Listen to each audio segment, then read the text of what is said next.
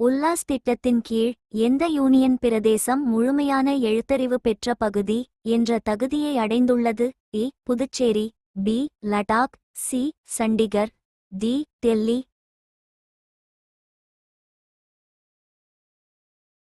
பதில் பி லடாக். உல்லாஸ் நவ் பாரத் சாக்ஷர்தா காரியக்ரம் திட்டத்தின் கீழ் முழுமையான எழுத்தறிவு பெற்ற முதல் யூனியன் பிரதேசமாக லடாக் அறிவிக்கப்பட்டது.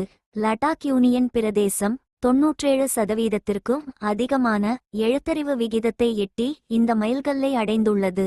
உல்லாஸ் திட்டம் என்பது முறைசார் கல்வியை இழந்து 15 வயது மற்றும் அதற்கு மேற்பட்ட வயதான முதியவர்கள் மற்றும் இளைஞர்களுக்கு எழுத்தறிவு மற்றும் வாழ்நாள் கல்வி வழங்கும் இந்திய அரசின் ஒரு மத்திய ஸ்பான்சர் செய்யப்பட்ட திட்டமாகும். இத்திட்டம் 2022 முதல் 2027 ஆண்டு வரை நடைமுறையில் உள்ளது.